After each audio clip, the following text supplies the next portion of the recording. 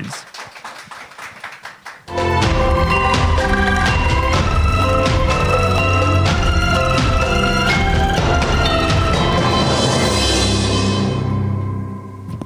So, let me quickly set the stage for this discussion. We are standing at a crossroads when it comes to not just the technological developments, but also the huge transitions that we see on the energy side, on the climate, as well as all of the disruptions that we are seeing on society. So we can't but really sort of wonder what will happen to both our own jobs and for those of us who are parents, to our children's jobs when they grow up, and also society at large. What will happen to the overall workforce that is needed? How do we actually provision so that no one gets left behind and we can really reap the opportunities that come with some of these disruptions? So to help tackle these questions, I will turn to our distinguished panelists. Let me first start with you, Bolor. You run your own company, but also beforehand you've worked in government of Mongolia as a vice minister. When you look at AI and all of the disruptions, do you see it, as the title suggests, more as a crisis or an opportunity, especially from the sense of preparing our workforce? Thank you. Thank you so much for having me. It's such an honor to be able to speak at Indonesia House. I have one of my best friends is from Indonesia, so it feels very close to my heart. And I am very biased on that sense. I love technology. And as you know, one of the projects we did in Mongolia is called e-Mongolia, where we digitalized 1,500 government services. So imagine Mongolia has a very big landscape, but we have only 3.5 million people. I come from a nomadic family. I still own 300 sheep and horses and stuff like that. So if you come to Mongolia, barbecues on me. But we firsthand witnessed that technology can help cultural differences. It can help developing countries and emerging markets through e-Mongolia project, which, by the way, nobody believed when we started. So now, once you land in Mongolia, there is no way living without e-Mongolia. You run your errands, you register your company, you order your passport, driving license, everything through e-Mongolia. So it happened in such a short amount of time, just for 2 years. It disrupted how government was run, how government services were delivered. So now with AI, there is the fierce competition between, obviously, the US and China and other stakeholders in the AI industry. But I want to believe, and in that sense, I'm very biased, that the winner of this AI competition should be developing countries and emerging markets to use AI to fill the skill gaps, to use AI to improve their efficiencies, to use AI to solve their problems. Thank you so much, Bolor. I hope that we can also be influenced by your optimism as well. I mean, throughout the week, we'll have many discussions that touch on AI, whether the negative consequences that we need to prepare for or the upside that we need to really race towards. But definitely, I think AI has a lot of potential as long as we fully understand and also fully embrace the changes that are to come. I want to turn to you, Joanne. I mean, we're talking not just about the technological disruptions. You've worked very closely with both Indonesia, the region, but also from a global scale. What are some of the other changes that you think will significantly impact the workforce? And from your standpoint, how should we actually prepare, including, of course, AI, but also other aspects that are of change? Thank you. So I'm going to put on my hat as co-chairing the Women's Health and Empowerment Network, which is a network of philanthropists. So sometimes when we're looking at issues of health, you know, Indonesia is really leading on issues of AI and public health records, AI for CT scans, AI in tuberculosis. I actually see it as an opportunity because if we can concentrate AI on areas of language, scanning, screening, then we can actually reserve the health workforce for strategy and implementation of how we design financial sustainability in the health sector. So I think one of the things we're seeing is also greater uptake. You know, for example, in cervical cancer, there's greater opportunities for more women to be screened if we have the potential to use AI for this.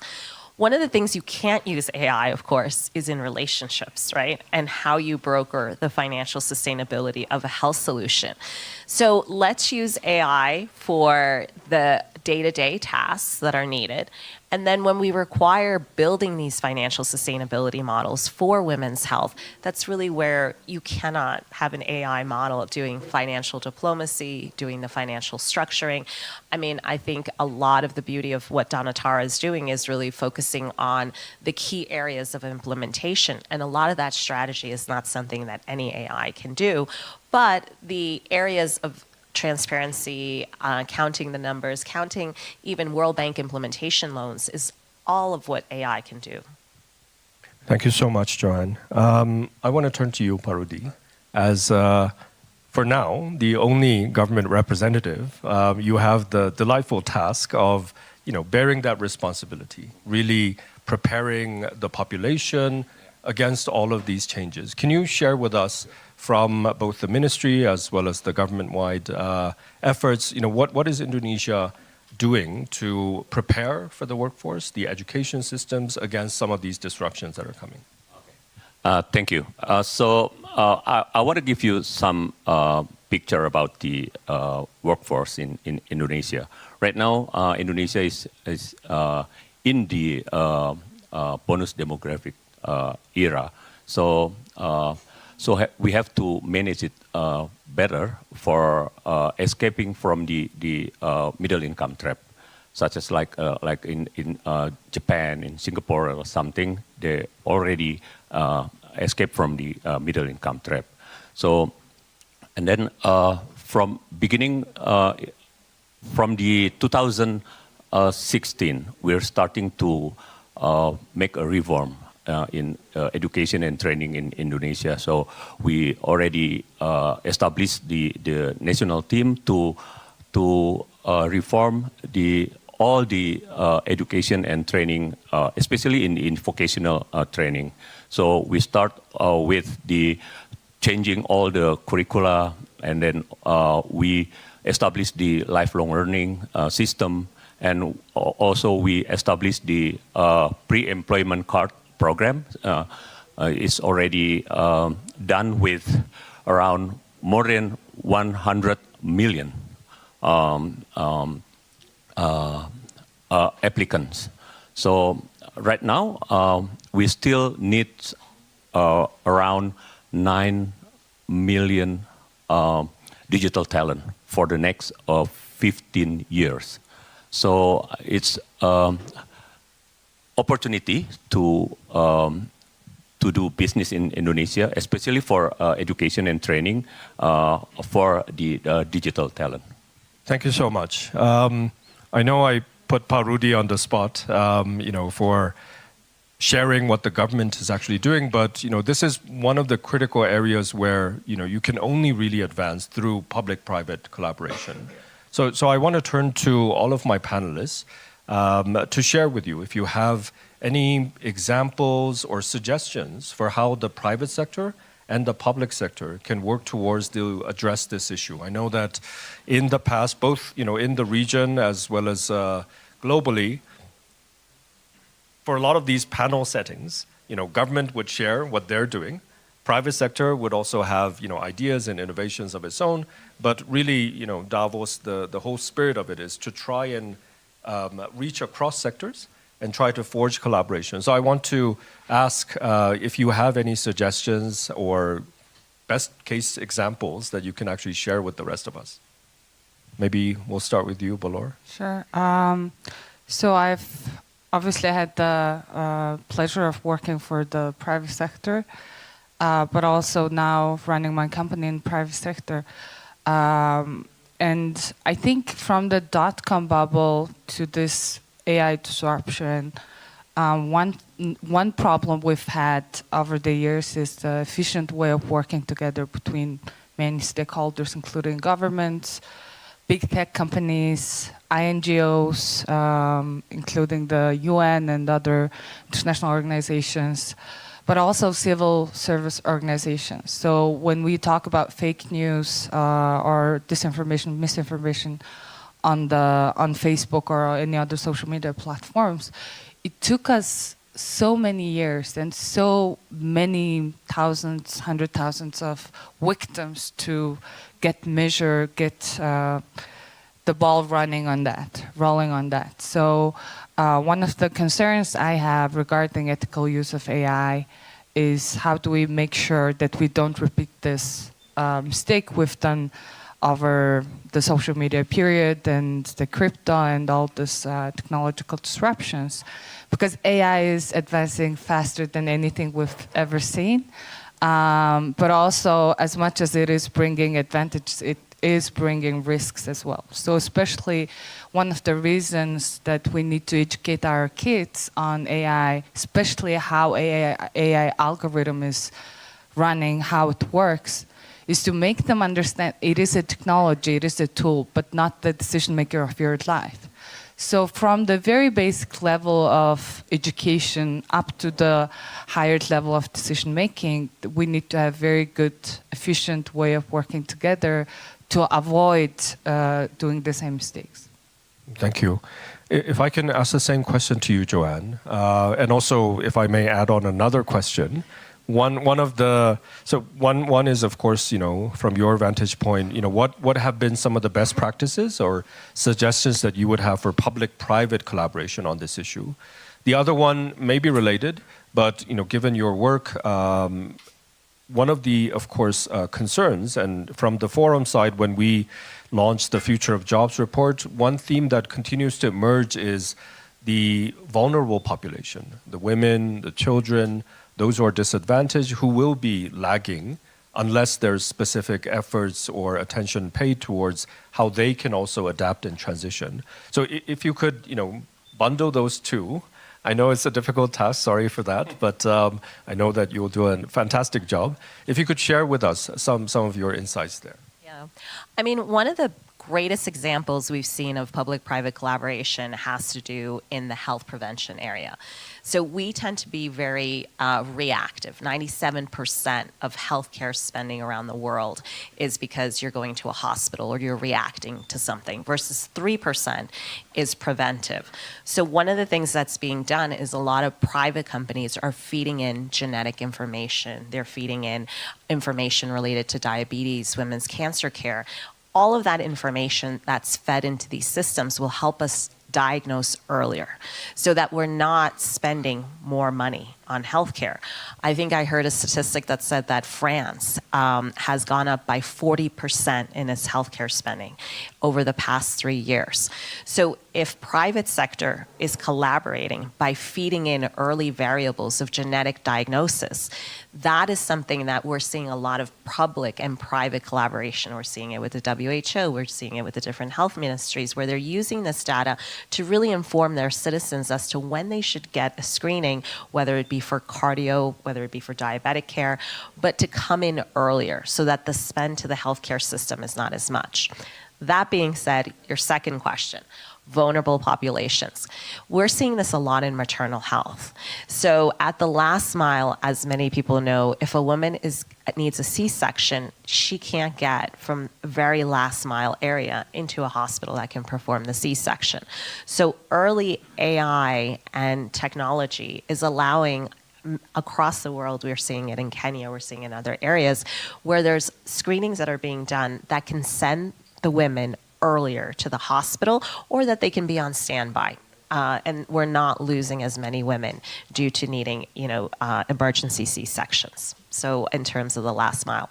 Children, I think in the vaccination, but I think for women, we're really seeing the most impact in maternal health and also breast and cervical cancer screening. So I also lead a One Epic facility that focuses on cervical cancer screening, and we're seeing earlier detection to the last mile with AI.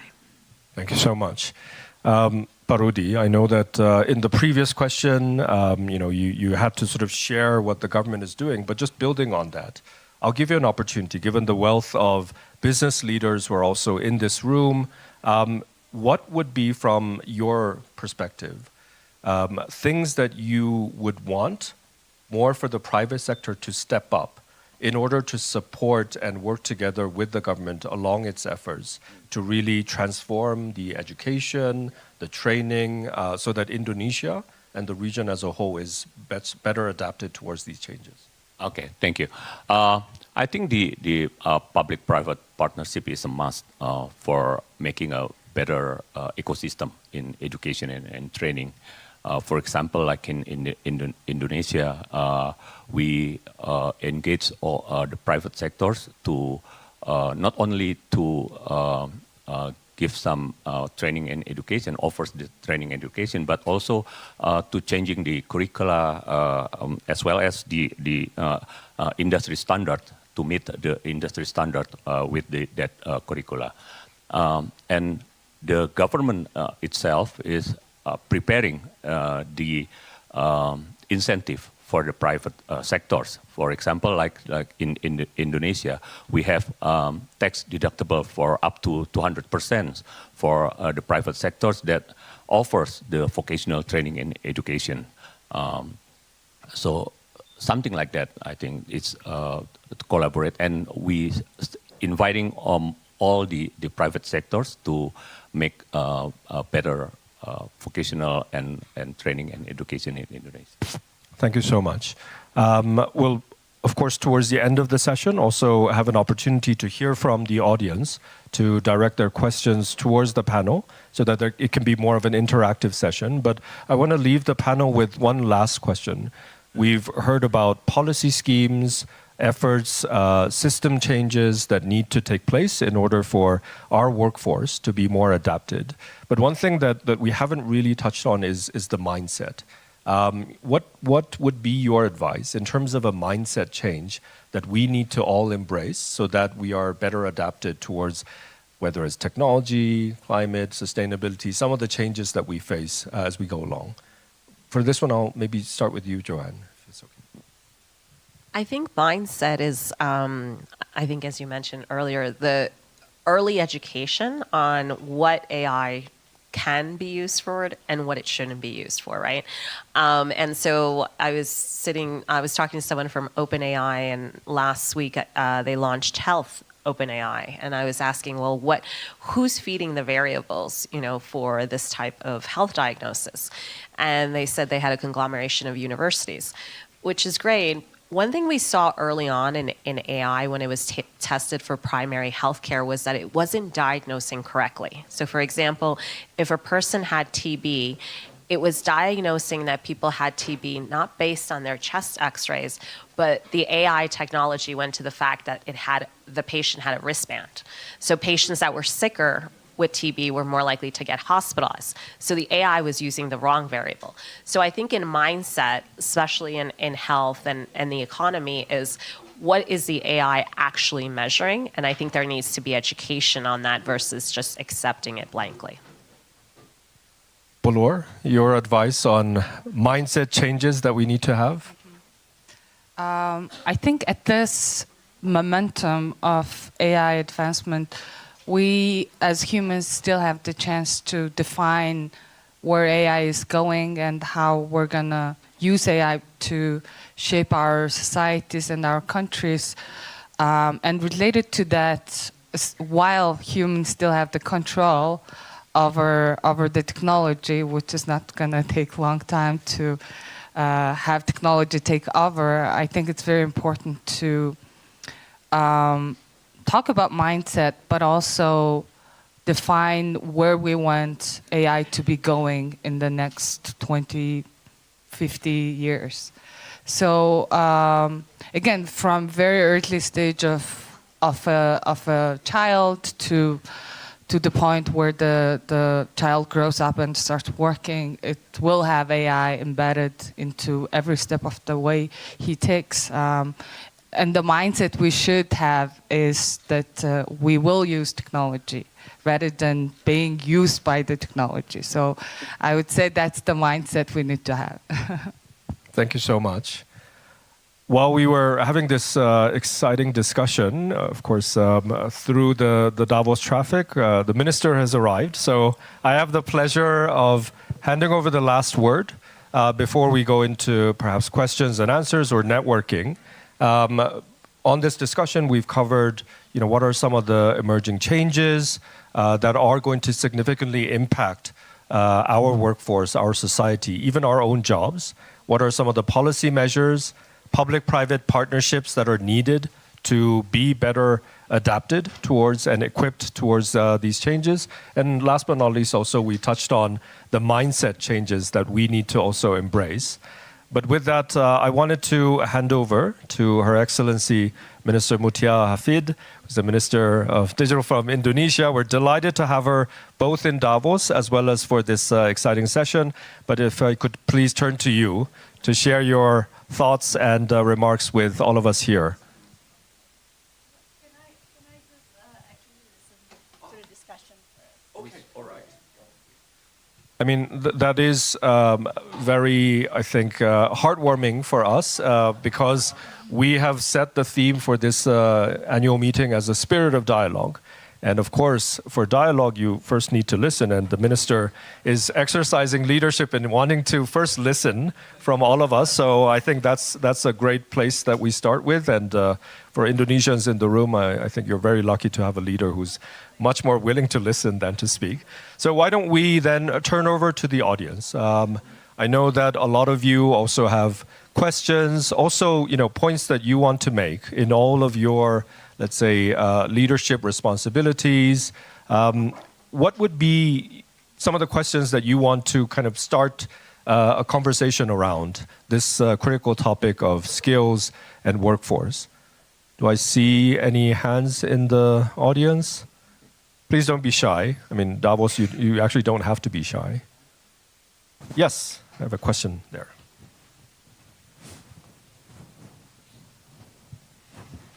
Good morning, selamat pagi. My name is Hesti Aryani. I am from Jens Technology. We're based in Zurich. We are an IT company. We are developing a software in job matching technology based on semantic AI, fully compliant CCPA. And just 2 months ago, we have just established our PT PMA in Jakarta, Indonesia. This is one of my mission as Indonesian to open the opportunity for the labor market with the Indonesian fellows. I would like to ask regarding to the public-private partnership. As we all know that in Indonesia, mostly is more like physical infrastructure of the public-private partnership in road construction, toll road, highway, bridge, and so on. In the sector of technology, it is still very premature, I would say. In the past 4 years, I am bridging the Swiss company to participate actively in the Indonesian business operations, as we see that this is a very promising market in Southeast Asia, one of the leading. I learned from the two cases in Mongolia, especially. I'm very interested. I would like to ask to Pak Rudy, especially, how is Indonesia, in addition to giving the, incentives 200% of the tax deductible for PT PMA, for example.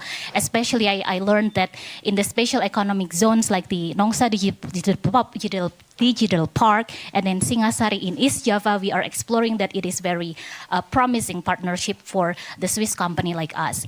But as we are working in the job matching technology, bridging education and labor market, the skill gaps, mismatching, it's a huge issue. How the Ministry of Investment, Ministry of Digital Technology, Information Technology, and to build this ecosystem through PPP, partnering with the private sector like us as a Swiss company. Thank you very much. Thank you for that question.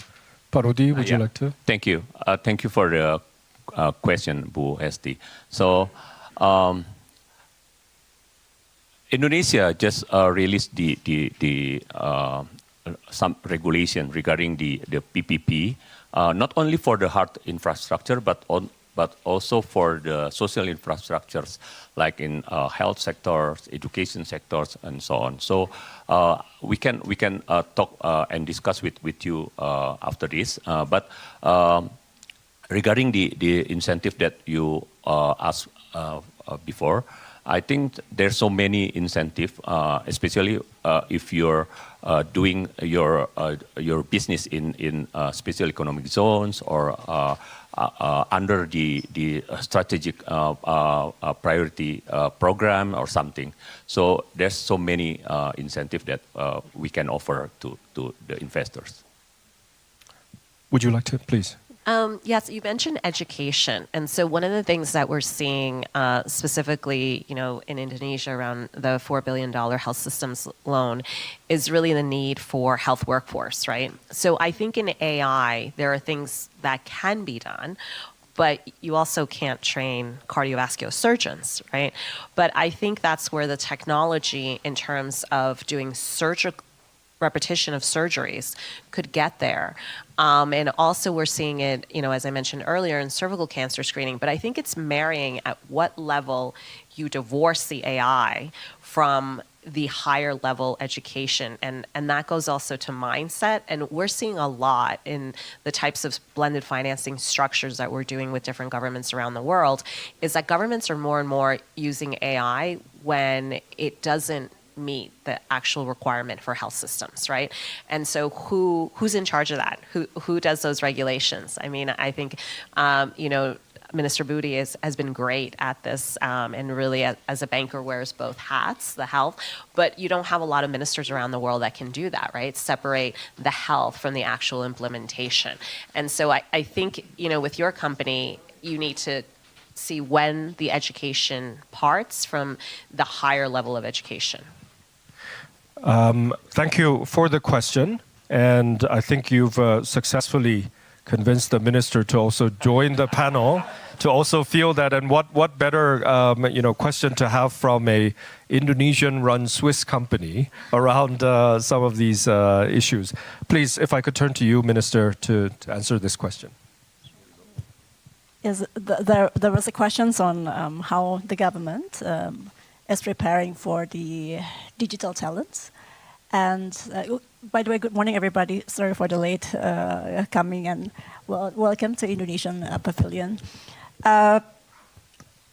For the workforce in the future, the government see that there are two main criteria that needed to be fulfilled, which is the those who understand digital technicalities, but at the same time, the need for those who have the capabilities of human-centric becomes more and more valuable. So we're trying to combine both and try to get the best of both.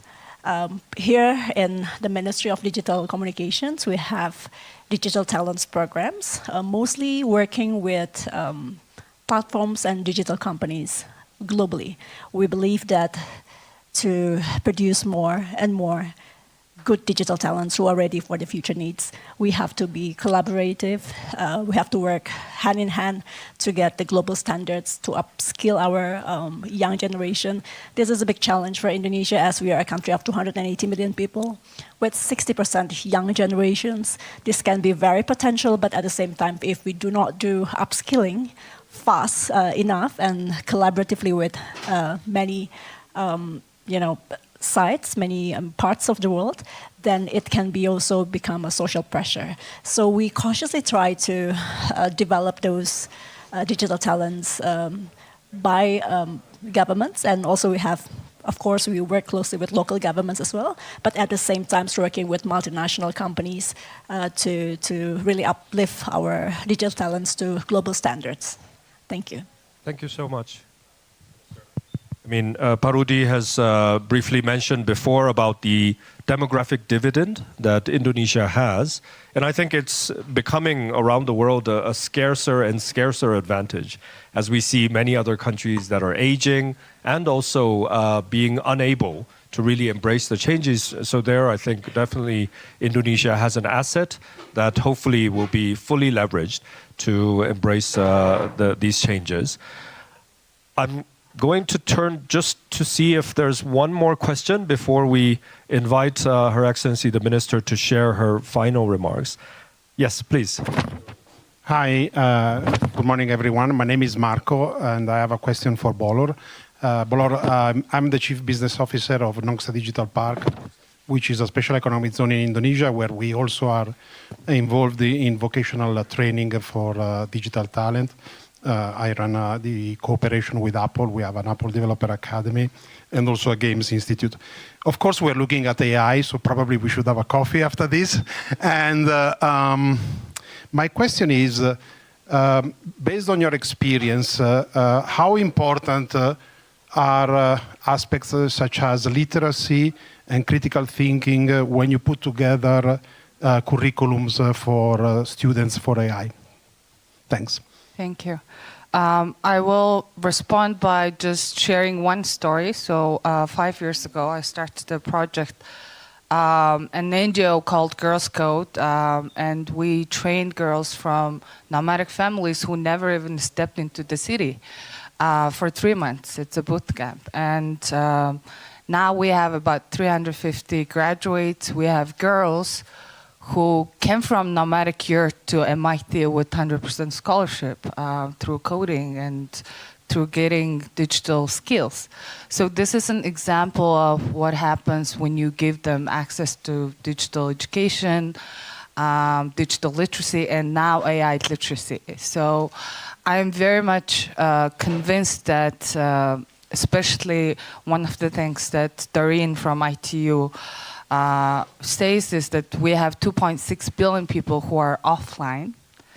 And now with the AI advancement, it's going faster than anything we've seen. So AI is becoming enabler for inequality. But on the other hand, AI could be used as a tool to fill the education gap and gender gap and income gap, especially around developing countries and emerging markets.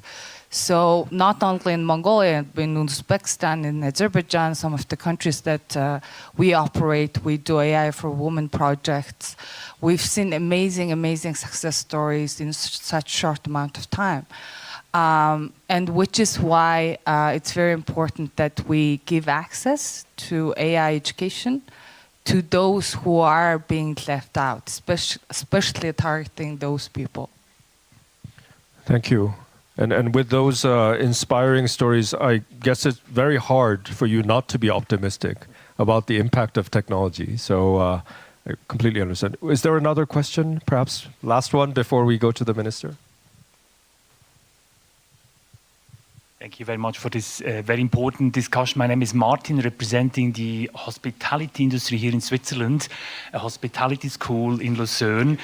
And I wonder myself how can you bring in these digital skills or AI with hospitality? Because we all know that the World Economic Forum, WTTC, created a report that we will have 90 million more jobs in the coming years. So I think how do we merge or bring in these skills in the hospitality industry? And you, of course, know better than I do that tourism is growing in Indonesia, of course, and I would just like to know how can we bring that together?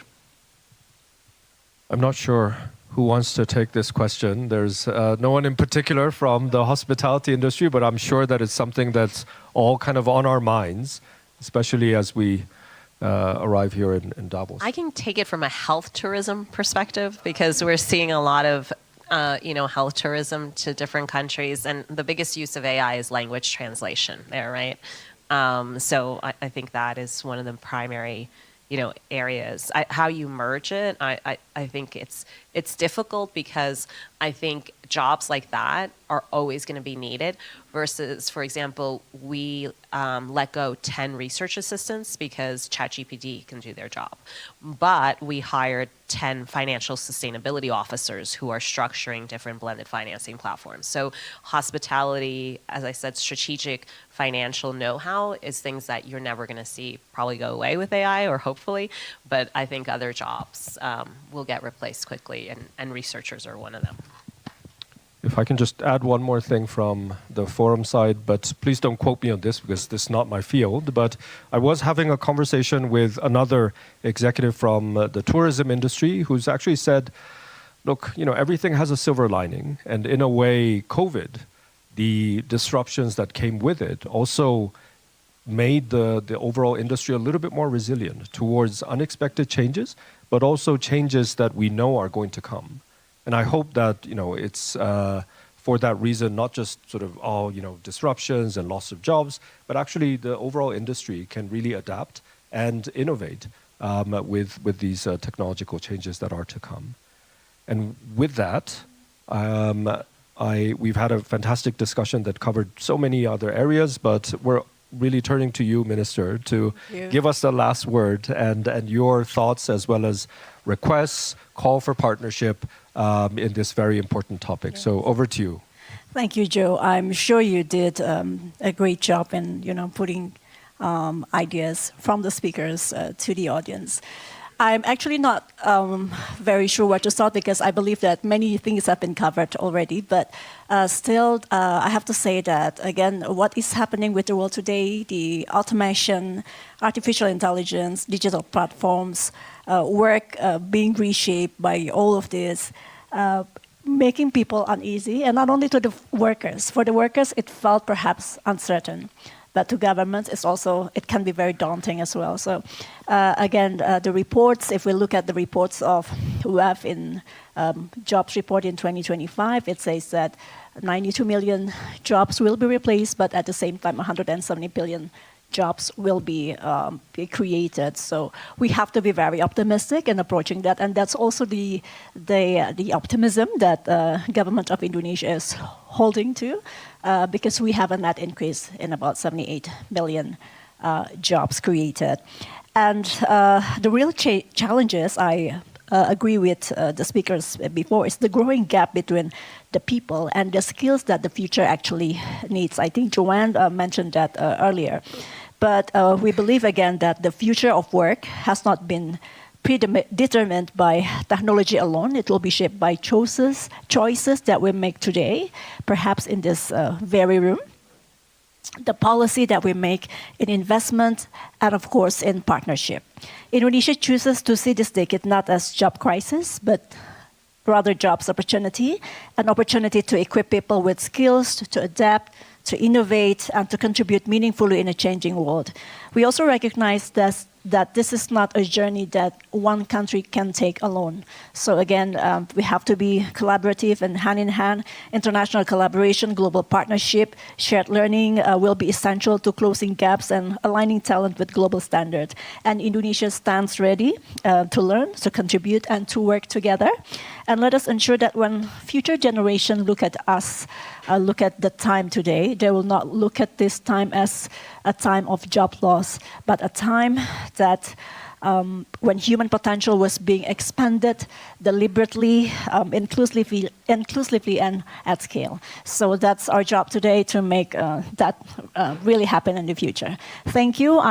I think that will be the closing for me for this very beautiful, I think this is the first sessions of Indonesian Pavilion. So again, on behalf of the government of Indonesia, I thank you for being part of this very first session, and hopefully more sessions will be coming by today and tomorrow, interesting ones. So again, keep coming to our little house here and have more discussions with you all. Thank you. Thank you very much.